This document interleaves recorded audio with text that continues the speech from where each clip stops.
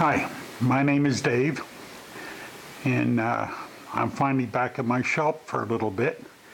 As some of you may know, back in the end of January, I ended up with some medical problems. I ended up in a hospital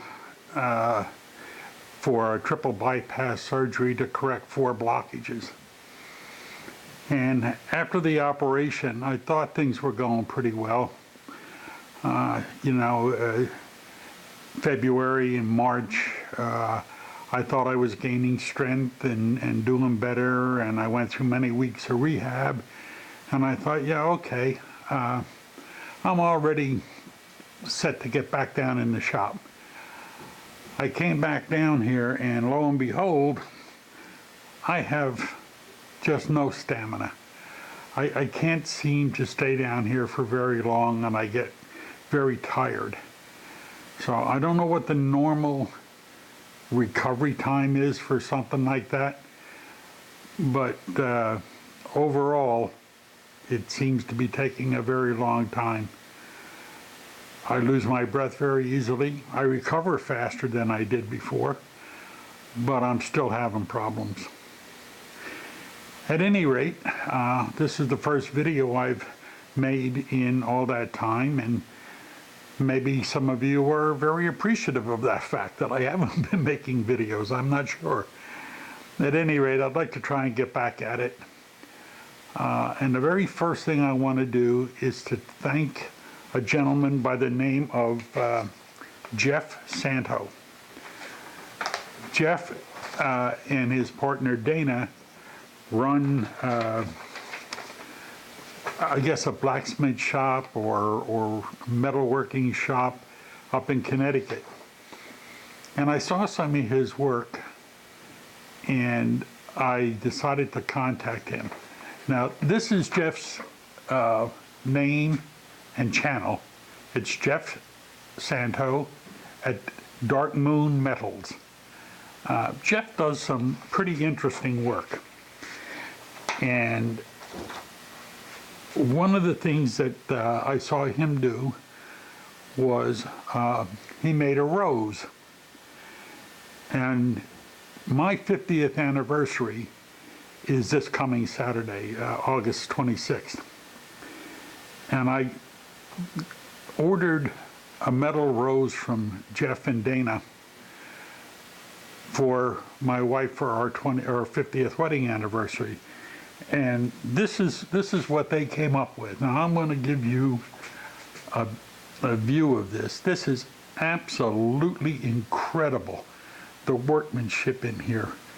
I mean, the leaves, everything, the stem. They made a nice platform to hold it for me, for my wife, okay?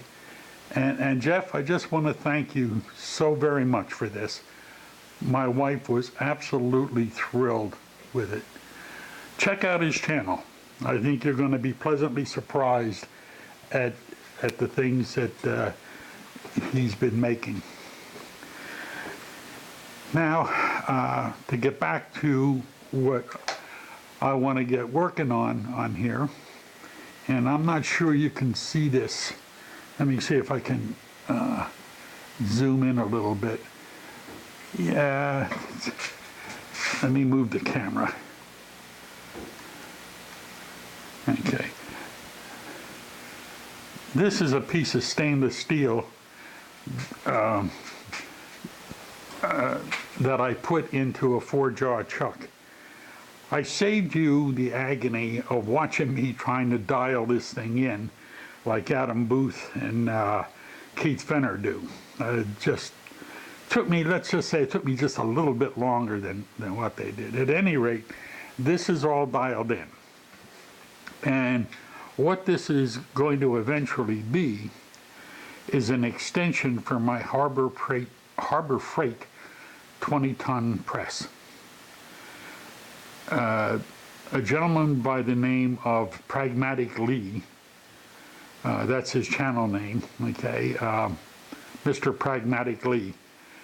He did one of these for his press, And I thought, boy, wouldn't that be nice? Because there are times when I just don't have quite enough reach and I have to stop what I'm doing, clear the work surface off, raise up that platform, stick in the pins, and then get all set up again. And I thought if I made a couple of these different lengths, then I would just be able to slip them over the 1.5 pin on the anvil, I guess they call it. The 1.5 anvil on the Harbor Freight press. So this measures, I think it was 1.75 inches. And what I plan on doing is drilling in there for about maybe 1.5 inches or so, and then bore it out to a loose fit, not a sloppy fit, but just a slightly loose fit, a few thousandths over the 1.5 inch diameter of the anvil, and then put a grub screw or a locking nut on there, some way to hold it in place while I complete the job. So that's going to be where I'll pick up. I'll reposition the camera, get everything set up. This is all being done on the Chinese lathe this time. I'm going to let the Logan lathe rest for a bit, and I'll get busy on this, get it all set up, and I'll bring you back then. See you in a bit. As you may have guessed, I'm dubbing in the audio because once again I got bit by this remote mic. The battery went dead on the receiver, and consequently I had no idea that I wasn't recording anything. At any rate, the first thing we're going to do here is face this piece off, and then I want to drill it and bore it. It's a 2-inch piece of material. The anvil on the Harbor Freight 20-ton press is about 1.5 inches. So once I get it drilled up to about 1 inch, I'll be able to fit the boring bar in there and take out the rest of the material. So let's get this faced off. As I said before, this is a piece of stainless steel that was in my scrap bin, and I thought it would be an appropriate piece to use for this. It works really well. I like working with this type of material. So as I said, we'll get this faced off, and I'm going to remove the tool post here in a minute so that you can get a better look at the drilling operation. Unfortunately, I don't have a good way to set up the camera on this lathe. I have it up against the wall, and I really need to move it. So getting the camera in position is a real chore. So let's take off the tool post, and I'll show you something else about this lathe that I'm not real thrilled about. Most compound, the compound rest on a lathe has a T-slot in it. This one, unfortunately, has this stud coming up from underneath, and it makes it difficult adjusting the tool at times, getting it positioned so that the the actual tool bit holder doesn't bottom out before I get on center line. So eventually I'm going to make a new compound for this, or take a chance and cut a T-slot in it. So, but that's down the road. I've got many other things I got to do. So I want to start out with a sort of a pilot bit. It's not a real small bit, but it's small enough to get the hole started. And then I'll eventually work my way up to about a 1-inch bit. That way I should be able to get the boring bar in there. I'll try to position the camera differently when I get to the boring operation. Since the tool post will have to be back in place, you won't be able to see anything unless I do.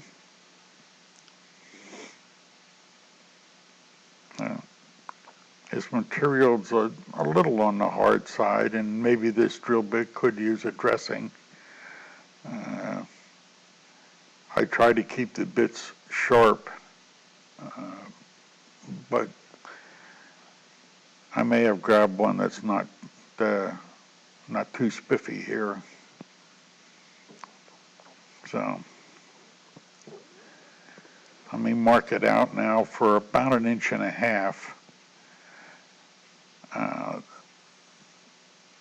I believe you can see that mark on there. And we'll continue to drill that out to about 1.5 inches, and I'll get progressively larger bits to get up to the size capable of accepting the boring bar.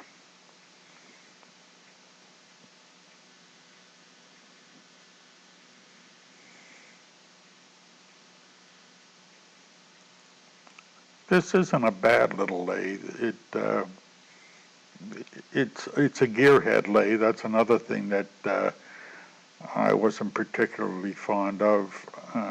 But at the time, I hadn't found the Logan lathe yet that has a quick change gearbox on it. So anytime you want to do threading on this machine, it's a real hassle. You got to change the gears out, and I have tool cabinets right beside this lathe, so I got to move them in order to get the door open and pry those gears off, change them all out, and then if I want a different thread, I got to go through the whole hassle again. For basic operations, it's a fine little lathe. I purchased it new from Bolton Tools, and you know, for a little hobby shop like mine, it works okay. I'm just squirting some cutting fluid in there to help this bit out. This lathe does have a coolant pump on it, but I've never hooked it up. I guess maybe I should. I just not real keen on the cleanup that you got to do when you have flood coolant going. I guess I could put one of those Noga misting coolers on there like I have on my milling machine. At any rate, let me finish drilling this out, and I'll bring you back when I get ready to start the boring operation.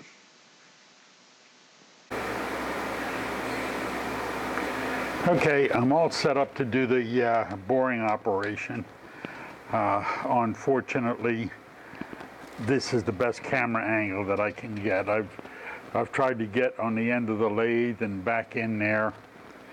It's better than it was, but as I get closer to the end of the cut, unfortunately the tool post is going to block out your view. this is a 2-inch piece of material.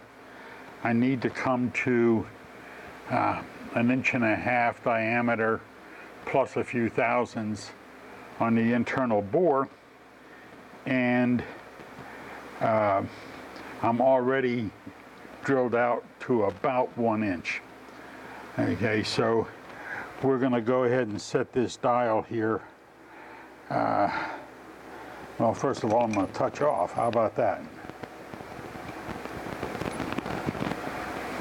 All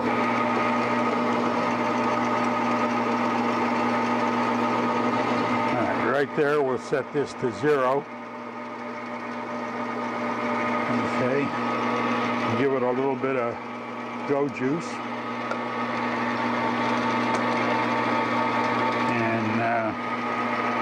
Give this a try. We're gonna come back 20 thousandths, and we'll see how that is. This lathe doesn't have a lot of oomph, so I can't do big cuts. And I have a tool stop over here.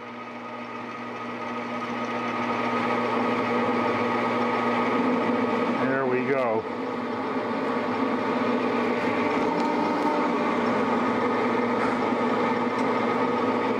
I'm turning at 420 RPM. I'm in no hurry to do this. I don't want to work hard in it.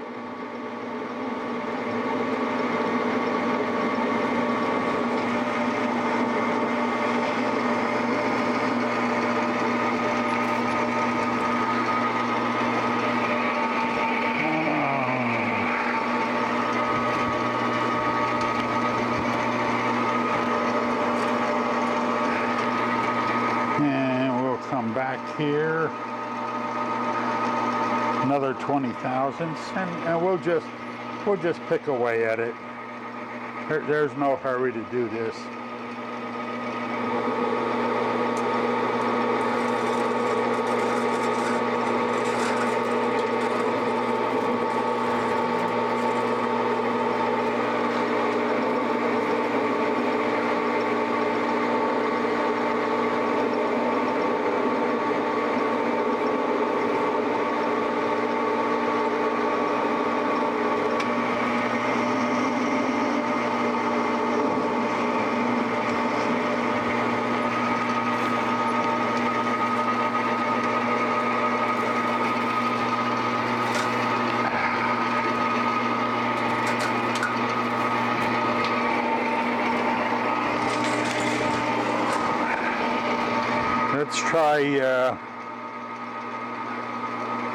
Let's try 25 thousandths this time. See how it handles that.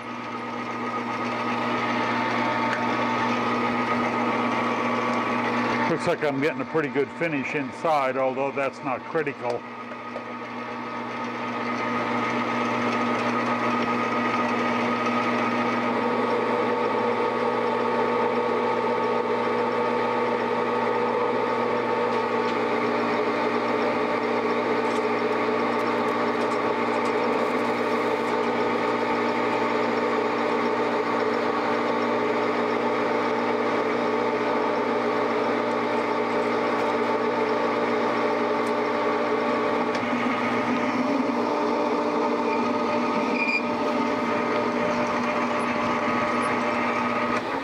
Let me go get a pair of pliers.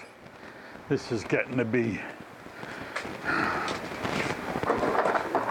too much here with this. Not breaking the chip at all.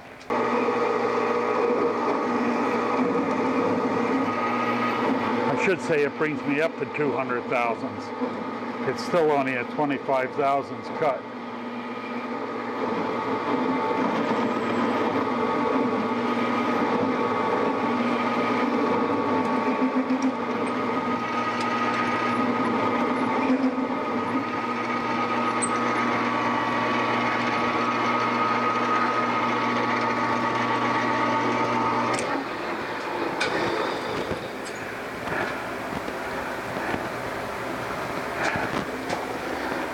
Oh boy.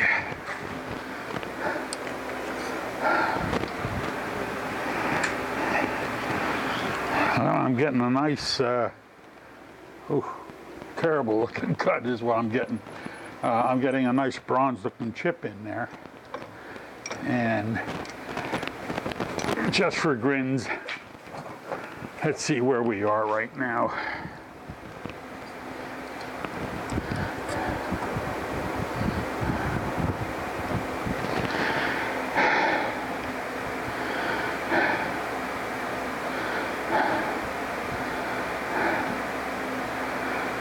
We're about 1 inch, 350 thousandths. We still have another 150 thousandths to go. So we'll do 5 more manual cuts and then I'll start power feeding it.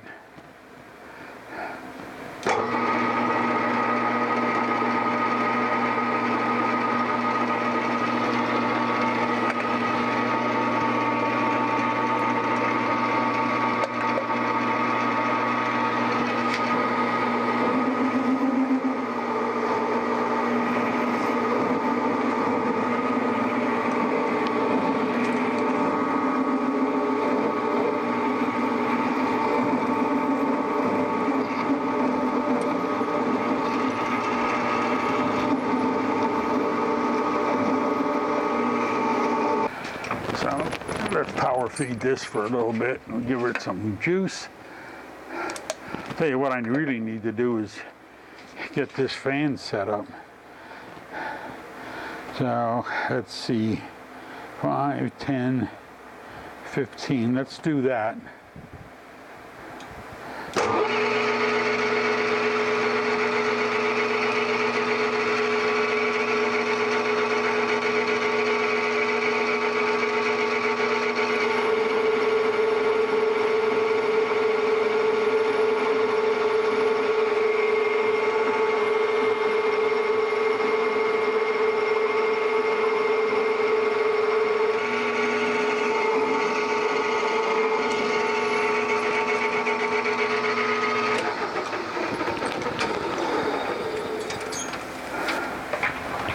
That should leave me about 10 thousandths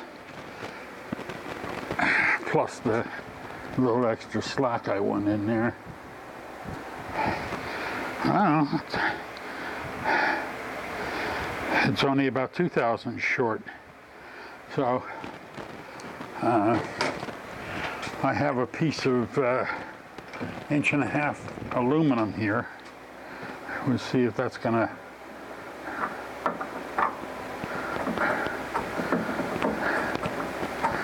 yeah.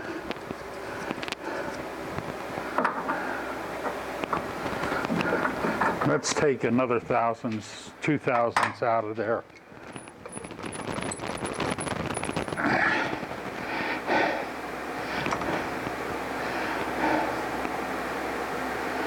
All right, let's try that.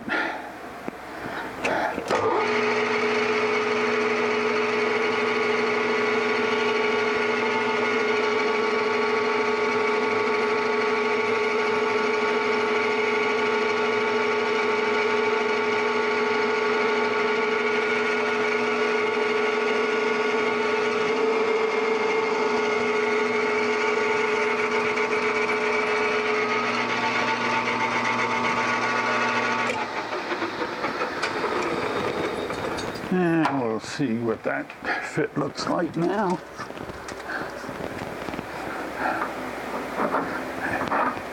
There you go. That's what I want, right there.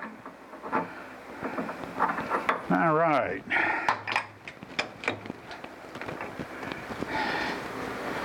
That was a little bit aggravating, but we got it done. Let's break those corners.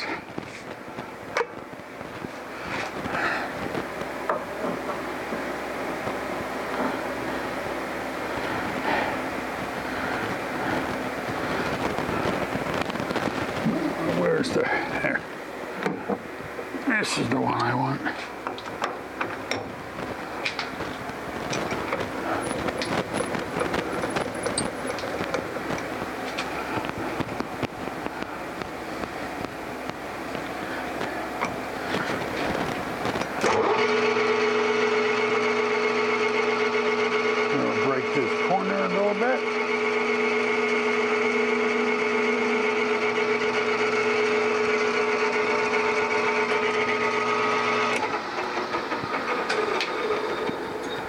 I guess I should break that inside also.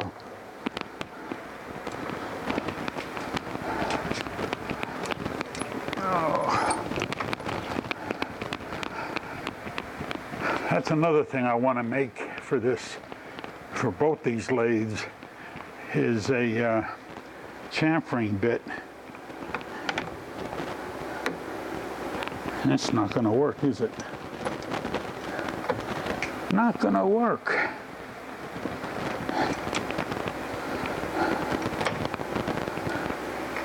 All right, there we go.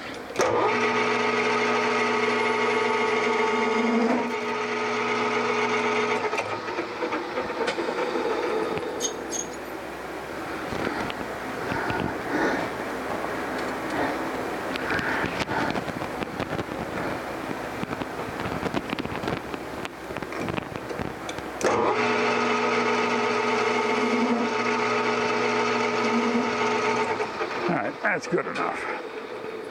That's good enough. Now,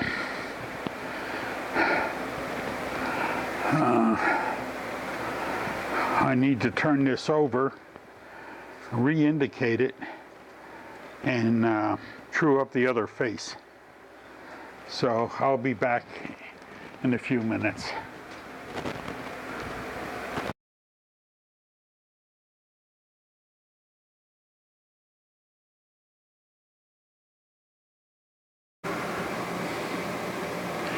Okay, well, all the lathe work is done on this, and at least for now. Mr. Pragmatic Lee took his new anvil, or anvil extension, down to, I believe, 1.5 inches, which is what the Harbor Freight anvil is on here, so that he could add multiple extensions without having to change anything. For now, I'm not sure I'm going to make any more extensions. If I do, I will then take this down to 1.5 inches, and that way I can continue to use 2-inch material to make additional extensions without, you know, making this thing grow enormously. So I took it and put it on my my scale, my postage scale, and it comes into 3 pounds 14 ounces, almost 4 pounds. And I don't know if you'll be able to see this. Yeah. Just like Mr. Pragmatic Lee did, I drilled a 1/2 inch hole, a little over 1/8 of an inch deep down here, for a neodymium magnet. And despite its weight, that thing goes up there and stays there, no problem, not going to fall off. So I can go ahead when I need it to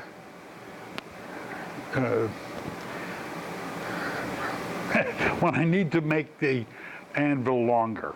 Okay, this, of course, the bed will of course have to be down another notch, because you can see there's almost no room in here now.